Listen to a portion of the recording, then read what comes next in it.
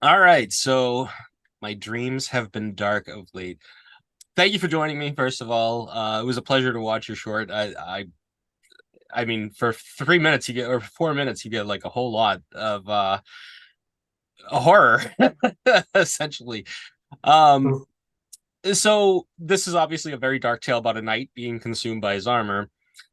My first question: were there ever any Monty Python jokes that this is but a flesh wound kind of thing?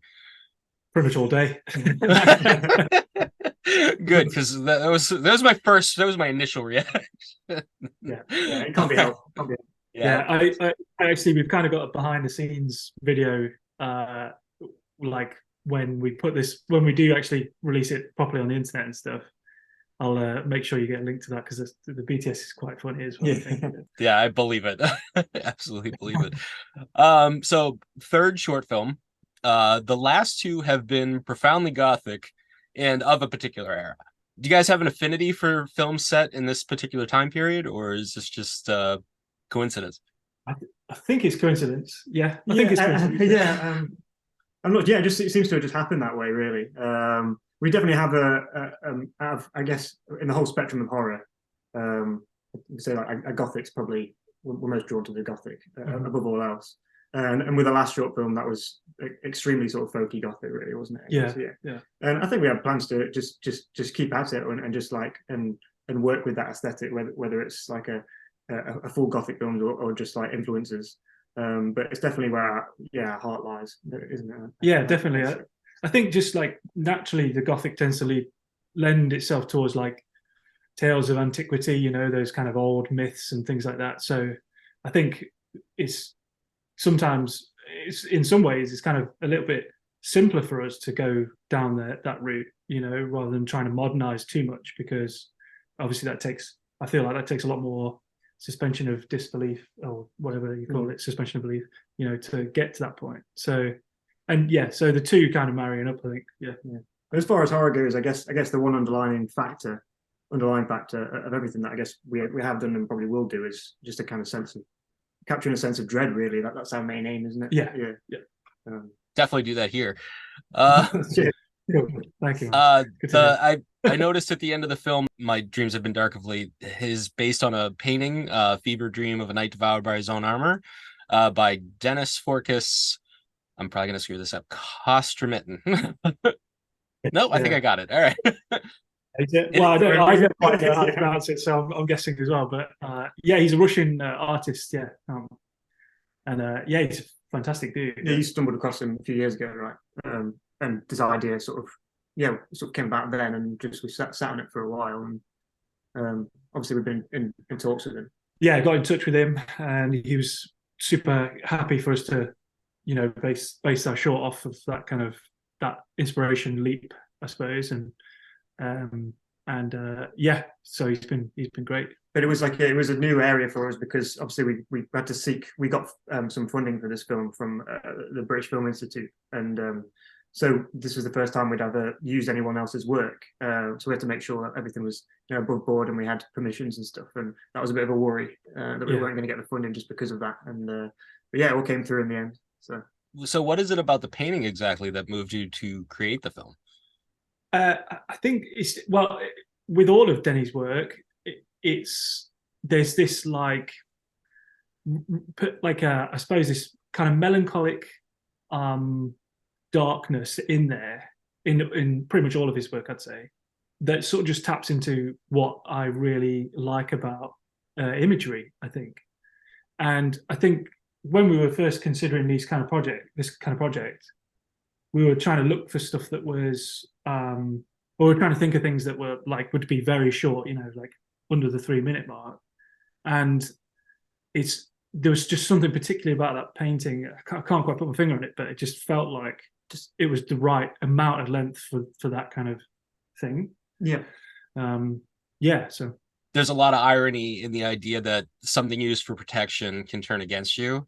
I noticed on your website, Josh, that it says while living in Leeds, his house got burgled, and all that was taken was two box sets, Michael Heinke uh, collection and Battlestar Galactica. um, First of all, I'm sorry that that happened to you, but okay. the first thing that you see in the film is the knight sort of finding a safe place for a moment. Did that experience help shape the exposition of the film? You know what? I've never thought back that far for it, but that's probably. Yeah, I imagine so. I mean, it certainly is that idea of like what's supposed to protect you, even down to his armor as well. You know, right? It's like it's kind of it is without being sounding too like pretentious. It is a juxtapose. You know, it's that he's found this sort of temple folly, garden folly type thing. He thinks he's out of the way, you know, of the battle and things that he's fleeing from, and all the way down to the fact that what he's wearing is not safe either. So yeah, but probably did influence me at some point.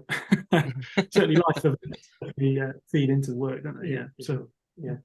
How do you guys feel fate enters into that too? Because a lot can be inferred from the film about war and fate, from the painting too. What do you hope the audience's reactions are going to be after 4 minutes? I think for me, it's like a level of sort of anxiety or dread that like that they can't quite put their finger on what it was exactly that gave them that feeling. I think it's an emotional journey for me. Yeah. I don't know about you. No, I feel it's the same way. I think the crushing sense is just a good way of expressing these crushing pressures that we feel every day in any roles that we take on, whatever our profession is. The night just entered into that quite smoothly. But yeah, I think that it's just the sort of the everyday dread of just putting on your armor or putting on your mask or putting on something, and having to face up to and step up to your duties and responsibilities, and in turn having them crush you, like literally in this case. Yeah, I think it could resonate. Well, we want it to resonate with people and like on every level, really. I think. Yeah, it just felt like this was the medieval knight, the vaguely medieval knight was just a great way of showcasing that. Yeah. It's obvious that they come from chivalry and duty and honor and all these kind of things, and bravery and the idea of being noble. The things that you have to step up to and make yourself into, and there's so much pressure involved. But I say it applies at every scale, every level of life, I feel. And so I think if someone comes away, having felt and understood his dread and anxiety and that literal crushing pressure, then yeah, I think it's a job well done. Yeah. To sort of loop this back around to your first work, Shell, your first short film, that has a lot of similar thematic detail in it as well with what you guys just said there. Does that play out a lot in when you guys are writing and creating things? Is you try to take that and roll with it?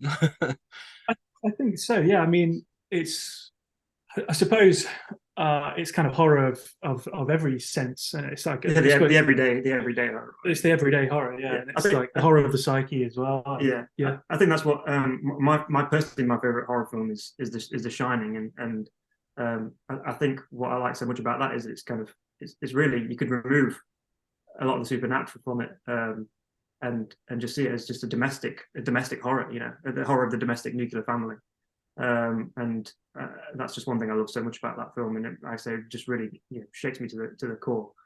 Every time I see it, it just resonates with me and lingers on my brain, and I think that's just one aspect of Kubrick that I definitely like to draw into, and I think it's the same for, you mentioned the box set that was burgled, the Michael Haneke box set. Yeah. And his work is kind of horrific in a lot of ways, particularly that first trilogy. Yeah, it revolves around a lot of everyday, familial stuff. Yeah, and I think that kind of that does seep in. It is we live it. Everyone lives it. So it's an interesting place to tap into, I think. My final question for you guys is, what's next after this? Are you guys looking into doing more short films or features, or what's next?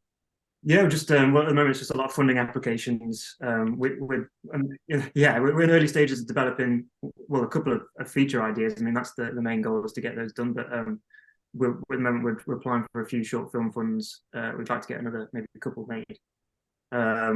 but yeah, we're just on the go really with it, aren't we? I mean, this film, My Dreams Have Been Dark of Late, is still going through the the festival circuit and that, so it's so we're seeing that out.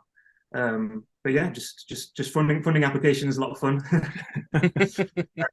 but yeah, I mean, yeah, a lot of people ask us if we meant to turn sort of this kind of short, had ideas to turn this sort of short into an extended piece, but it's not really the case. We've got a lot of other projects we want to work on.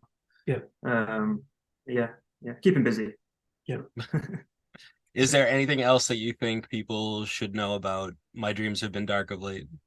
I don't think so. I'm just excited to get like more feedback. I think more like what people think about it, because obviously at the moment we've only really premiered at festivals, and there was a couple that we couldn't attend.